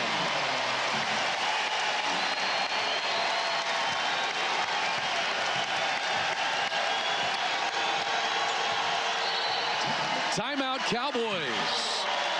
Our StubHub move of the game coming a couple of times. StubHub, the official fan-to-fan ticket marketplace of the Oklahoma Sooners. Bieniemy and Manick doubling up. Well, Jamal Bieniemy has really given Oklahoma a boost here in this stretch. And we talked about Manick having a feel for the game away from the ball. Just perfect timing right there between the two young players. Oklahoma, a big basket, pushes it up to 6. Center, and they've witnessed a very good Bedlam round 1 for 2019. Welcome back alongside Brendan Manser. I'm Chad McKee. Norman is her happy place, and it's a happy building right now because the home team is up by 6 with just over 4 minutes left here.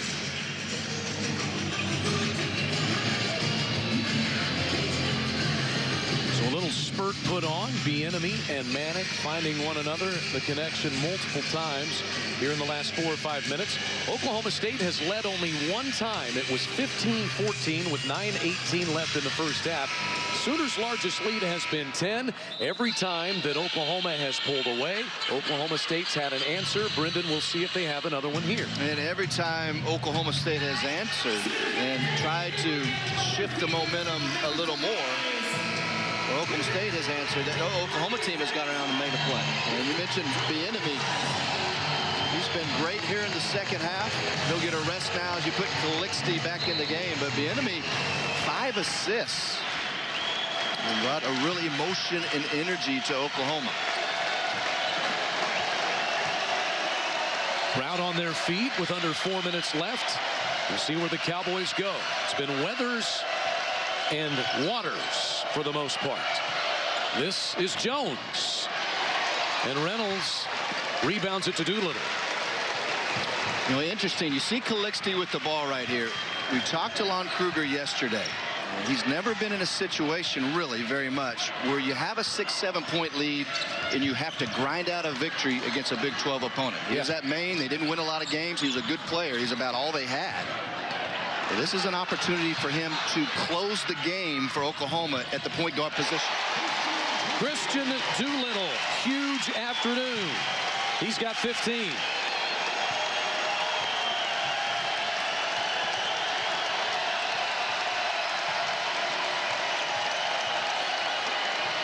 DeZagua has a big answer the other way. His 4th 3 of the day. That's what making nearly 26,000 threes in the summer can do. He went away in a design play where he came back with the defense relaxing. James circles around a Doolittle screen and gets to the window. So veteran team in Oklahoma the last 2 possessions. You're in a grinder trying to maintain a lead. You get something in the paint from Doolittle, and then you get something in the paint from Christian James. Weathers knocked to the deck and headed to the free throw line. That's the first foul on Brady Manick, unbelievably. Well, there's Lon Kruger. He's wearing the Jordan tennis shoes today. Coach Kruger, a Coaches versus Cancer Champions Award recipient, huge in the fight against cancer. He said, normally we do t-shirt or we do tennis shoes the last week of January. He said he's going to do it all month long in honor of the fight against cancer. He's also going tieless today. Casual look for Coach Kruger. Those Coach Hartman shoes, right? Those are pretty sweet. You got a pair of those? I do not.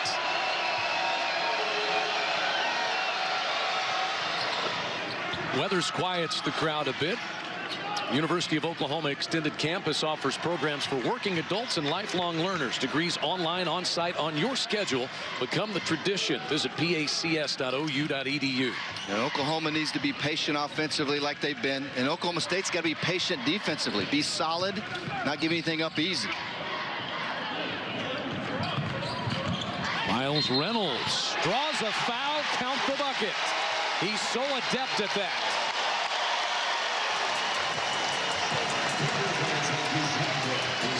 But what you like about Reynolds, Chad, is he's a straight line driver to the rim, but he has his head up. So here's the help rotating over by McGriff, so he pulls up. And you've got a retreating DeZagua trying to recover on the closeout. And once again, you hit that right elbow of a jump shooter. And it's hard for the official not to make that call, particularly when you're on the road. Sooners have made 8 of their last 9 field goals. They have a 9-point lead with 2 minutes left.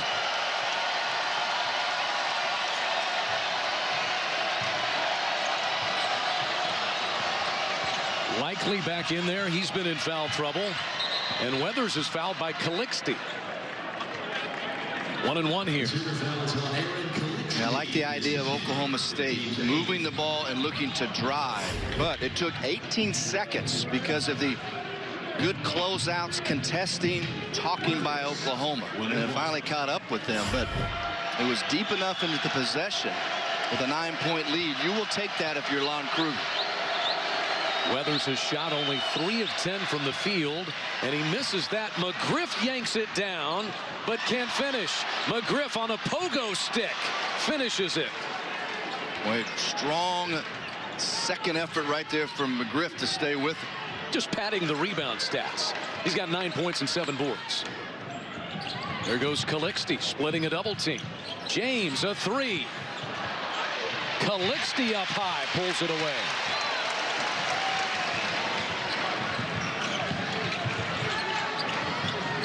Boy, big rebound right there. Calixte, tremendous hustle. Do the right thing here. Milk more time off the clock if you're Oklahoma. There goes Reynolds, and he and Doolittle cannot quite connect. 12th Sooner turnover. And enough time, Oklahoma State doesn't need to try to get it all back on this possession. You've got to give your offense a chance, move the ball, look to drive, maybe draw a foul, extend the game. Waters, no. James lost it, but right to Manick. And the Sooners can smell it. Weathers commits the foul that'll send Calixte to the free throw line for a 1-1. Well, Oklahoma State led once at 15-14. Oklahoma kept pulling away. They led by 9 here in the second half. Oklahoma State got within 51-50. And that's when Oklahoma began to take control. 51-50. That's an old Van Halen album. Yeah, way to go. Showing your age from the 1980s. Yeah. Beautiful. Have to throw that in there. But no, it's, you know, it's been a game where long lengths of momentum have not occurred. Oklahoma's been able to stay out in front. Oklahoma State has hung tough.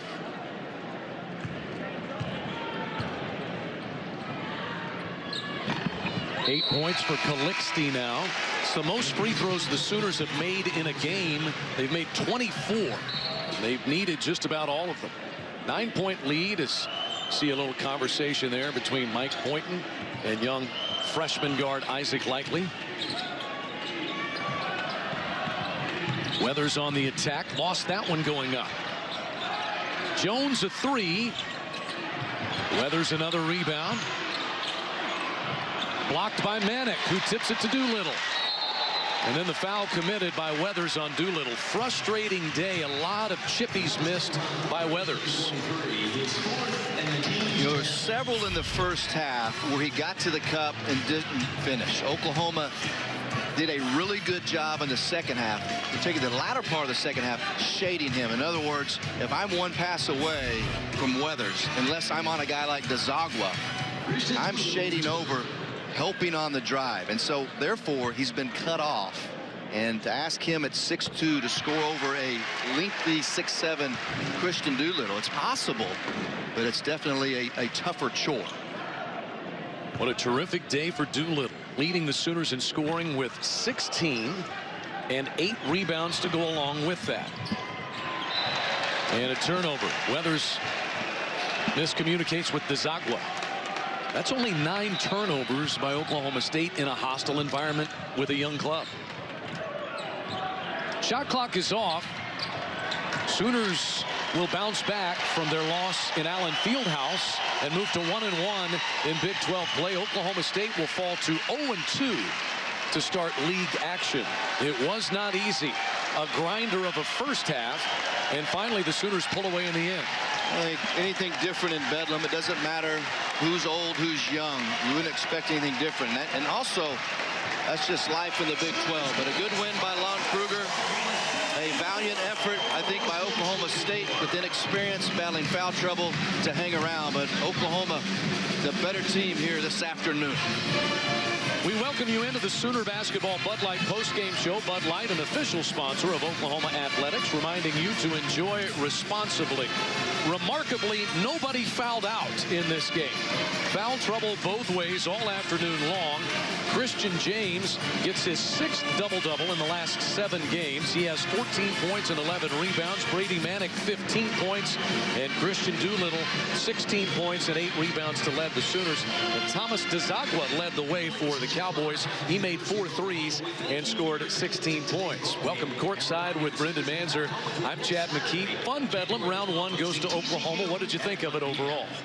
Well, like we talked about throughout the basketball game, Oklahoma was really never able to get into any flow. Part of that, I think, is the way the game was called. The other part of it, I think Oklahoma State did a good job of disrupting that. A lot of foul trouble for Mike Boynton and the Cowboys to manage. You don't have Lindy Waters and Isaac Likely for basically the entire first half to hang tough. I think it says a lot about that young team. But Oklahoma, hey, it's a win's a win. You never apologize for it in the Big 12 Conference. Sooners move to 1-1 in the Big 12. They're 12-2 overall for head coach Lon Kruger, who's standing by with Jessica.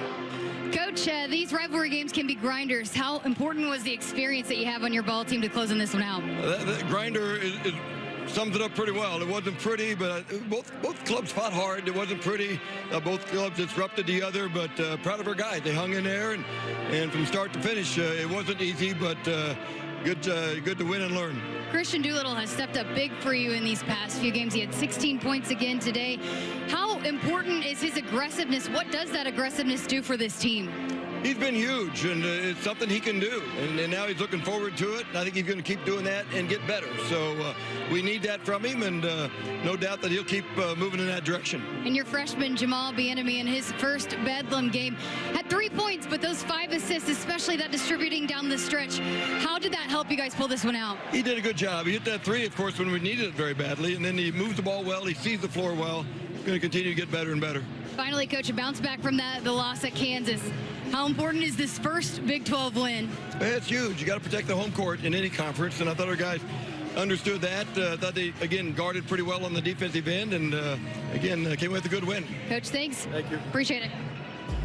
Thank you, Jess. Thanks to Coach Lon Kruger as well. Our Sooner player of the game presented by OU Medicine is Christian Doolittle. 16 points, 8 rebounds, continues a terrific 4-game run. Yeah, 4 games straight where he scored in double figures, and he gets those 16 points on just 8 shots. Gets to the line 10 times. I mean, highly productive, efficient, continues to play at a high level. In addition to bringing that good defense, he has done virtually every game this season. OU Medicine leading healthcare, a proud sponsor of OU Athletics. Your final stats are presented by Taco Mayo. Fresh Mex, built to order. Wasn't pretty from a field goal shooting standpoint. 6 of 26 from three-point range for the Cowboys. Sooners just 7 of 28 for 25%. But the foul line was beautiful for Oklahoma. They made 25 free pitches today. That's no Eddie Sutton reference. Free pitches right there. I tell you the big stat maybe you and I didn't talk enough about was the rebounding, a decisive advantage, 51-39. Oklahoma had 15 offensive rebounds. And that's one of the areas that Lon Kruger felt like they could exploit Oklahoma State a little bit. And they were able to take advantage of that for sure. Christian James had another double-double. Christian Doolittle continues to play well. And the Sooners are 1-1, headed out to Lubbock to take on Texas Tech on Tuesday night. Round 1 of Bedlam for 2019 goes to the Sooners in Norman. They win it over the Cowboys by 10. For Jessica Cootie and Brendan Manzer, I'm Chad McKee. We'll talk to you next time.